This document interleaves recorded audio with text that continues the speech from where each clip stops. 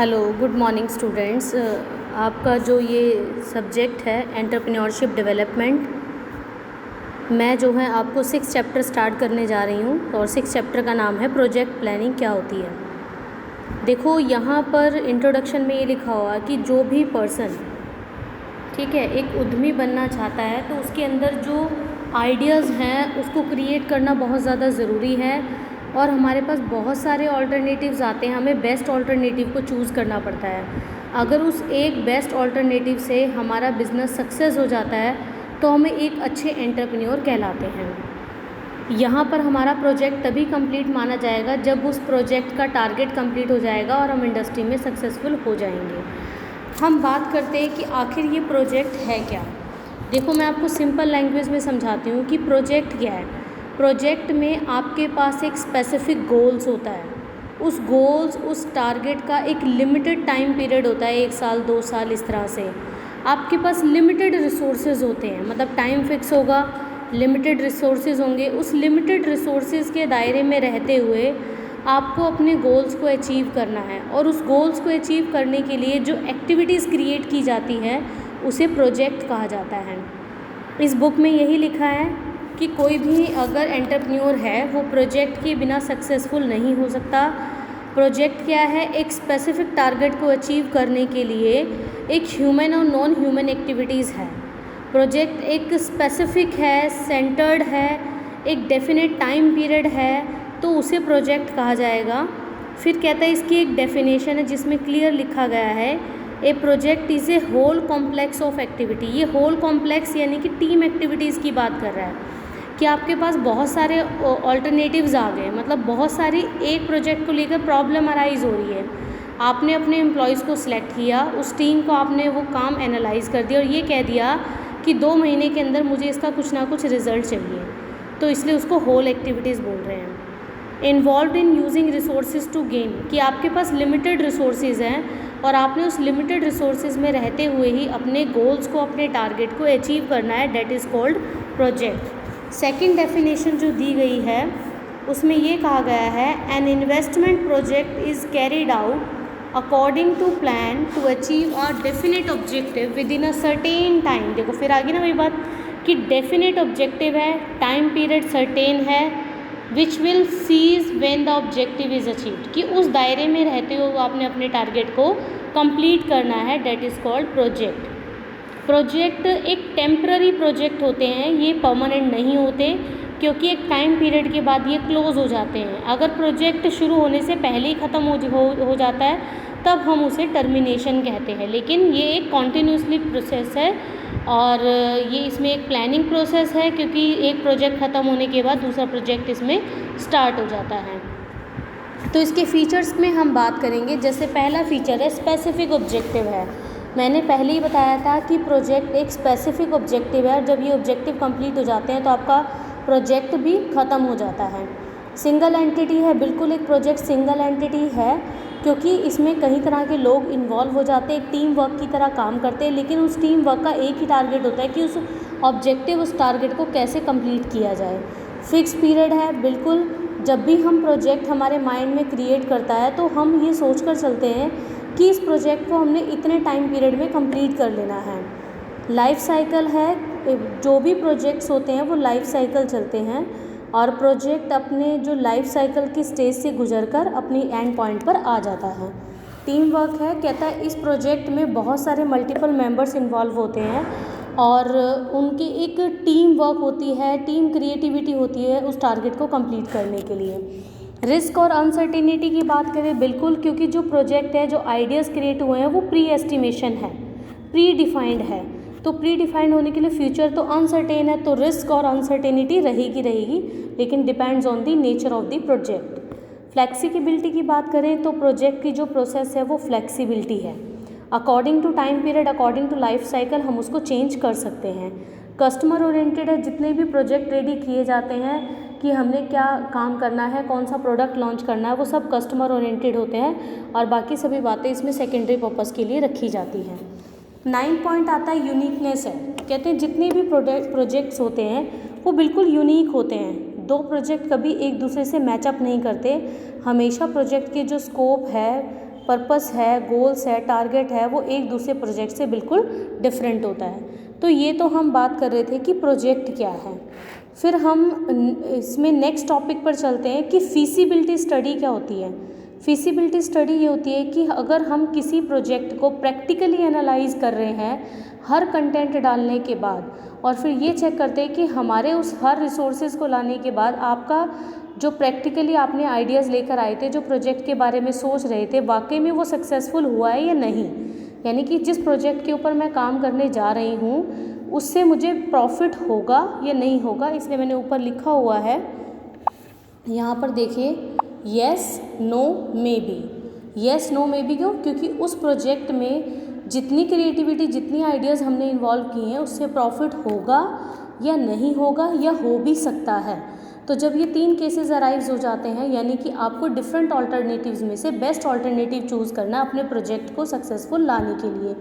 तो उस प्रोजेक्ट के अंदर जब हम प्रैक्टिकली एनालाइज करते हैं, टेक्निकल फॉर्म में, इकोनॉमिक फॉर्म में, फाइनेंशियल फॉर्म में, ठीक है, तो हम एक ऑर्गेनाइजेशंस को लेकर चलते हैं।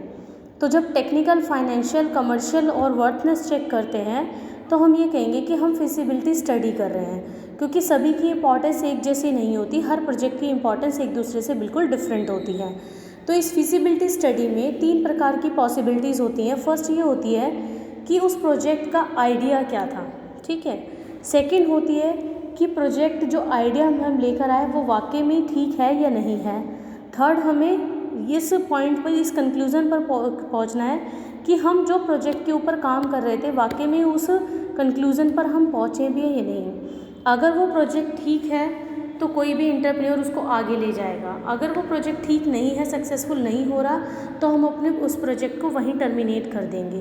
थर्ड, हम फाइनल रिजल्ट तक पहुँचेंगे कि जो भी डाटा को हमने इकट्ठा किया, उस डाटा को लेने के बाद फाइनल कंक्लूज़न आखिर निकलता क्या है। ये बात थी फीसिबिलिटी स्टडी की। अब हम फीसिबिलिटी स्टडी के कंटेंट की बात करते हैं। पहला कंटेंट है scope of the project feasibility study. कहते किसी भी इंडस्ट्री में या कोई भी प्रोजेक्ट को एनालाइज करने में सबसे पहले हम उसके स्कोप को और मैग्नीट्यूड को चेक करते हैं। जब हमें ये प्री डिफाइन हो जाता है, सभी चीज़ों को हम लेकर चलते हैं, फाइनेंशियल, टेक्निकल और एजुकेशनल, एंटरटेनमेंट, ये सभी चीज़ें इन्वॉल्व हो जाती हैं प्रोजेक्ट के अंदर। सेकंड आता है प्रोक्यूरमेंट ऑफ डाटा। कहते हैं आपने इन्वेस्टमेंट और उस प्रोडक्ट को बनाने से लेकर जो भी प्री एस्टिमेशन किया, डाटा को कलेक्ट किया, उस डाटा को कलेक्ट करने में कितना टाइम आपको लगा और उस टाइम के अकॉर्डिंग टीम वर्क ने उस हिसाब से काम किया भी या नहीं। थर्ड आता है verification of alternative and assumptions, कि जो डाटा आपने कलेक्ट किया अब मुझे बेस्ट ऑल्टरनेटिव को चूज़ करना है। अब उसमें हमें ये देखना है कि हमने उस ऑल्टरनेटिव से रिलेटेड जो डाटा कलेक्ट किया है वो टेक्निकली, इक्विपमेंट और कैपेसिटी वाइज या फिर प्लेस वाइज या फिर फाइनेंशियल वाइज फिजिबल है या नहीं है। फोर्थ आता है प्रपोज्ड कॉस्ट स्ट्रक्चर। कहते हैं कोई भी प्रोजेक्ट करने से पहले हमें ये देखना होता है उस प्रोजेक्ट पर कितना खर्चा आने वाला है, मतलब मेरी फाइनेंशियली इतनी कैपेबिलिटी है कि मैं उस प्रोजेक्ट पर इतना पैसा लगा पाऊँ, क्योंकि मेरे पास तो उस प्रोजेक्ट को कंप्लीट करने के लिए लिमिटेड रिसोर्सेज है और उस लिमिटेड रिसोर्सेज में ही मुझे अपने टारगेट को अचीव करना है। तो मुझे मटेरियल चाहिए, रिसर्च है, लेबर है, ओवरहेड है, डिस्ट्रीब्यूशन है, ये सारे कंटेंट जो है कॉस्ट स्ट्रक्चर में इन्वॉल्व हो जाते हैं। फिफ्थ पॉइंट आता है शेड्यूलिंग दी ऑपरेशन। कहते हैं जब काम में समय अधिक लगना हो तो कई प्लानर उसके लिए बार चार्ट तैयार कर लेते हैं और उस बार चार्ट में टाइम जो है फाइनाइट हो जाता है। Arranging local and foreign exchange. आपको ये भी देखना है कि जो पैसा आप खर्च करने जा रहे हो वो आपकी लोकल करेंसी में है या नहीं है, या आप फॉरेन में जो है अपना प्रोजेक्ट लॉन्च करने जा रहे हो तो आपको कन्वर्टेबल पावर आपके पास है या नहीं, ये सारी चीज़ों को चेक किया जाता है। Contingencies and inflation. जितने भी प्रोजेक्ट होते हैं वो आपके मनी मार्केट की जो इन्फ्लेशन रेट है उस पर प्रेशर डालते हैं, जिससे कि सप्लाई कम हो जाती है। प्रोजेक्ट टीम, बिल्कुल जितने भी प्रोजेक्ट तैयार किए जाते हैं वो टीम वर्क की निगरानी में, उसमें एक एक्सपर्ट को इन्वॉल्व किया जाता है ताकि टाइम रहते हुए आप अच्छी तरह से उससे आइडेंटिफाई हो पाओ। कॉस्ट स्टडीज़, आपने ये भी देखना है कि जो प्री डिफाइन किया था कॉस्ट स्ट्रक्चर को, लाइक मटेरियल से रिलेटेड, कंटेंट से रिलेटेड, वो कितना फिजिबल है या नहीं, और आपको उसकी स्टडी करने के लिए एक एक्सपर्ट एजेंसीज बुलानी पड़ती है और उसका सीक्वेंस और क्वांटिटी जो है मेज़र करना पड़ता है। 10th पॉइंट आता है एक्यूरेसी ऑफ कॉस्ट। कहते हैं इन्वेस्टमेंट और प्रोडक्शन से रिलेटेड जितनी भी कॉस्ट आती है वो कन्वर्टेबल रहती है और आपको एस्टिमेशन लगाना पड़ता है कि ये इसकी एक्यूरेसी कितनी ज़्यादा फिजिबल रहेगी या नहीं। नेक्स्ट पॉइंट हम बात करते हैं कि फिजिबिलिटी रिपोर्ट क्या होती है। कहते हैं किसी भी प्रोजेक्ट की सक्सेसफुल और अनसक्सेसफुल दोनों ही चीज़ें वो रिपोर्ट की क्वालिटी और कंटेंट पर डिपेंड करती हैं। किसी भी प्रोजेक्ट को स्टार्ट करने से पहले एक एंटरप्रेन्योर को एक रिपोर्ट तैयार करनी होती है और उस रिपोर्ट में सभी जो है नॉलेज होनी चाहिए, यानी कि एक टेबल क्रिएट करना है, रिपोर्ट का कंटेंट तैयार करना है।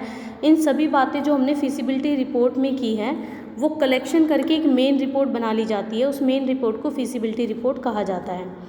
रिपोर्ट में उस इंडस्ट्रीज़ के बारे में भी हमें जर्नलाइज करना है कि वो प्रोजेक्ट से रिलेटेड है या नहीं। तो हमें उस रिपोर्ट में जितनी भी हम यहाँ पर कंटेंट को तो ले लिया, उस कंटेंट के हिसाब से हमने उसको रिपोर्ट को एनालाइज करना है कि जो भी इंफॉर्मेशन गैदर की रही वो हमारे प्रोजेक्ट के लिए कितना सक्सेसफुल है या नहीं। फिजिबिलिटी रिपोर्ट और प्रोजेक्ट रिपोर्ट में बहुत ज़्यादा डिफरेंस नहीं है, डिफरेंस सिर्फ एक्यूरेसी का है और एक्यूरेसी के हिसाब से ही हमने एस्टिमेशन करना है। फिजिबिलिटी रिपोर्ट में चेकलिस्ट मतलब कौन कौन सी जांच सूची है। सबसे पहले हमें अपनी इंडस्ट्री से रिलेटेड चीज़ों को एग्जामाइन करना है। दूसरा, हमने बेस्ट ऑल्टरनेटिव को चूज़ करना है। थर्ड, हमें लिस्ट तैयार करनी है कि हमारे पास वो ऑल्टरनेटिव लोकेशन वाइज कहाँ से मिले। फोर्थ, हमें ये ध्यान रखना है हमें प्रिलिमिनरी एनालाइज करना है सेल्स, कैपिटल, ऑपरेटिंग कॉस्ट से रिलेटेड। फिर हमने मार्केट को एनालाइज करना है।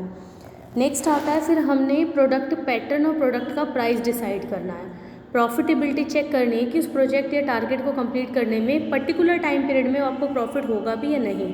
फिर हमने एक स्पेसिफिक टारगेट के लिए इन्वेस्टिगेशन करवानी है एक स्पेशल एक्सपर्ट्स के साथ। हमें उस मटेरियल का यानी कि फ्लो ऑफ बैलेंस और इनपुट चेक करना है। हमें मेजर इक्विपमेंट की रिक्वायरमेंट और लिस्ट तैयार करनी है। हमें सप्लाई ऑफ इक्विपमेंट का स्पेसिफिकेशन करना है। हमें जो नेसेसरी इन्वेस्टिगेशन है उसको साइट से लिस्टेड करना है। बिल्डिंग, उसका स्ट्रक्चर, यार्ड फैसिलिटीज़, उसकी लिस्ट तैयार करनी है। एक लेआउट तैयार करना है। लेआउट तैयार करने के बाद आपने ये देखना है कि जो सप्लाई सोर्सेज है या वाटर सप्लाई कॉस्ट है, पावर या ट्रांसपोर्टेशन के स्पेसिफिकेशन किस बेस पर होगा। आपको स्पेसिफिकेशन लेबर रिक्वायरमेंट और लेबर कॉस्ट की करनी है। आपको वर्किंग कैपिटल रिक्वायरमेंट को एस्टिमेट करना है। आपको एक्टिविटीज़ और एक्सपेंडिचर ड्यूरिंग कंसंट्रेशन में क्या क्या स्टेप्स आपने इन्वॉल्व किए उन चीज़ों को ध्यान रखना है। और जो मेजर्स आप ले सकते थे इन्वायरमेंट प्रॉब्लम से रिलेटेड उसको कैसे एनालाइज किया। और 20th में आप ये एनालाइज करोगे कि एक इंटरप्राइजेज़ की क्या पास्ट परफॉर्मेंस रही। अब ये आता है कि जो एक फिजिबिलिटी रिपोर्ट जो मेन कंटेंट आपने तैयार किया उसके लिए प्लानिंग कमीशन यानी कि नीति आयोग ने क्या गाइडलाइंस इशू की है। पहला, जर्नल इन्फॉर्मेशन। कहते हैं जब भी प्रोजेक्ट की फिजिबिलिटी रिपोर्ट एक इंडस्ट्री से रिलेटेड तैयार की जाती है तो हमने उसका पास्ट ईयर का डाटा, प्रेजेंट ईयर का डाटा, उसकी करंट पोजीशन क्या है, इन्वेस्टमेंट पावर कैसी है, प्रोडक्शन में कौन कौन सी टेक्निक्स को वो यूज़ कर रहे हैं, ये सारे कंटेंट आपके पास होने चाहिए। Second, preliminary analysis of alternative. कहते हैं कि प्रोजेक्ट रिपोर्ट में आपको प्रोडक्ट से की जाने वाली जो गुड्स की डिमांड है, सप्लाई है, उसके एक्चुअल डाटा आपके पास क्या है, कैपेसिटी कितनी थी, टेक्निकल चीज़ें आपके पास थी, सब चीज़ों को आपको ध्यान में रखना है। थर्ड, आपने प्रोजेक्ट का डिस्क्रिप्शन देना है कि जो टेक्निकली प्रोसेस आपने चूज़ करी कि ये कंटेंट हमारे प्रोजेक्ट में लग सकता है तो उसका प्लेस क्या था। आपने रॉ मटेरियल कहाँ से लेकर आया, एनर्जी कहाँ से थी और पावर सप्लाई कहाँ से थी, ट्रांसपोर्टेशन का सोर्सेज कहाँ था, ये सारी इन्फॉर्मेशन आपके प्रोजेक्ट डिस्क्रिप्शन में दी हुई होनी चाहिए। फोर्थ आता है मार्केटिंग प्लान करना। देखो प्रोजेक्ट तो तैयार हो गया, मार्केट में उसे उतारना भी ज़रूरी है। तो आपको एस्टिमेशन आपकी डिमांड क्या है, आपने क्या का डाटा कलेक्ट किया है, मार्केटिंग का जो एरिया है वो आपने कौन सा सिलेक्ट किया है, एक्सपेक्टेड प्राइस आप क्या रखने चाह रहे हो, आफ्टर सेल सर्विसेज आप कस्टमर को कैसे सेटिस्फाइड करोगे। फिफ्थ आता है कैपिटल रिक्वायरमेंट एंड कॉस्ट। जब भी कॉस्ट की बात आती है तो हमें land and material, land and building, plant and machinery, इसकी इंस्टॉलेशन कॉस्ट क्या होगी, प्रिलिमिनरी एक्सपेंसेस क्या होंगे, ये सारी चीज़ें हमारी रिपोर्ट में होनी चाहिए। और इसके साथ ही हमें फाइनेंस से रिलेटेड जो भी रिसोर्सेज हैं, हमें पता है कौन कौन से इंस्टीट्यूट पैसा प्रोवाइड करा सकते हैं, उनकी भी रिपोर्ट इसके अंदर होनी चाहिए। 6 पॉइंट आता है ऑपरेटिंग रिक्वायरमेंट एंड कॉस्ट। देखो कोई भी प्रोडक्ट स्टार्ट करने से पहले बाद में होने वाले जो भी खर्चे होते हैं उसकी इकट्ठी एक रिपोर्ट बना लेते हैं कि रॉ मटेरियल कितना आया, कितने लेबर लगी, कितनी की जो है मरम्मत हुई या सेल्स एक्सपेंडिचर कितने थे, ये सारी चीज़ें। फाइनेंशियल एनालिसिस कहते हैं कोई भी प्रोजेक्ट रेडी करने से पहले ये हमारी वेबिलिटी रिपोर्ट है जिसको हमें ज़रूर एस्टिमेशन करना चाहिए। इससे हमें एक परफॉर्मा बैलेंस शीट तैयार की जाती है और टैक्स से रिलेटेड जो भी खर्चे इंसेंटिव्स है वो हमें बता सकते हैं। 8 पॉइंट आता है इकोनॉमिक एनालिसिस। फिजिबिलिटी रिपोर्ट में प्रोजेक्ट का फॉरेन ट्रेड पर पड़ने वाले जो इफ़ेक्ट है, चाहे वो एम्प्लॉयमेंट पे, इन्वायरमेंट पे या फिर उसकी विकास पर है, तो उसको हमने एनालाइज करना है। मिसलेनियस एस्पेक्ट्स में हमें ये ध्यान रखना है कि कंप्यूटर से रिलेटेड जितने भी डाटा प्रोसेसिंग सर्विसेज है, ये कैश फ्लो स्टेटमेंट है या अकाउंटिंग से रिलेटेड जो भी प्रॉब्लम है उसके सारे मेथड्स आपको एनालाइज करने हैं। ये आपके किसमें आ जाता है कि जो गाइडलाइन इशू की गई थी नीति आयोग के द्वारा कि फिजिबिलिटी रिपोर्ट में क्या क्या कंटेंट है, उस कंटेंट के बेस पर आपकी प्रोजेक्ट कैसे तैयार होगा, ये सारी चीज़ें आपको एनालाइज करनी है। इसके बाद फिजिबिलिटी रिपोर्ट का देखो एक फॉर्मेट दिया हुआ है, ठीक है। फॉर्मेट में सबसे पहले आपने लिखना है कि project report for the manufacture of किसका है, उसके फर्म का नाम, एड्रेस, प्रमोटर कौन है, फर्म कैसे कॉन्स्टिट्यूट हुआ है, पार्टनरशिप में हुआ है, प्राइवेट है, कॉर्पोरेट है, सोसाइटी लिमिटेड है, लोकेशन क्या है, सोर्स ऑफ फाइनेंस क्या है। इकोनॉमिक वेबिलिटी एंड मार्केटेबिलिटी में आपने इंट्रोडक्शन, स्कोप और मार्केटेबिलिटी चेक करनी है। टेक्निकल फिजिबिलिटी में मैन्युफैक्चरिंग प्रोसेस क्या होगी, specification, component, installed capacity. Financial project में फिक्स्ड में वही land and building, plant and machinery, testing, equipment, packaging वगैरह, ये सारी चीज़ें आ जाएंगी। वर्किंग कैपिटल में आपका रॉ मटेरियल, ठीक है, इंडिजीनियस, इंपोर्टेड, टोटल कर दिया। जी में स्टाफ एंड लेबर, डायरेक्ट और इनडायरेक्ट कर दिया, अदर एक्सपेंडिचर अपने ले लिए, फिर हमने तीनों का टोटल कर दिया। जब हमारी टोटल इन्वेस्टमेंट आ जाएगी नॉन रेकरिंग और रेकरिंग एक्सपेंडिचर में, फिर सी पॉइंट तैयार किया टोटल कॉस्ट ऑफ प्रोडक्शन का, जिसमें आपने टोटल रेकरिंग एक्सपेंडिचर लिखे, बिल्डिंग के ऊपर क्या डेप्रिसिएशन लगा, मशीनरी के ऊपर क्या डेप्रिसिएशन था, टोटल इन्वेस्टमेंट का इंटरेस्ट कितना बनता है। लास्ट में आपको प्रॉफिट पता लग जाएगा कि इस प्रोजेक्ट में इतना काम करने के बाद आपको प्रॉफिट हुआ भी है नहीं, देन सील एंड डेट और सिग्नेचर ऑफ द कंसल्टेंट। तो ये तो बात थी कि एक प्रोजेक्ट क्या होता है, फिजिबिलिटी रिपोर्ट क्या होती है, चार्ट कैसे तैयार किया जाता है। अब हम नेक्स्ट वीडियो में बात करेंगे कि प्रोजेक्ट फिजिबिलिटी एनालिसिस क्या होता है। Thank you so much. अगर इस वीडियो से रिलेटेड आपको कुछ भी प्रॉब्लम आती है तो आप मुझसे पूछ सकते हो।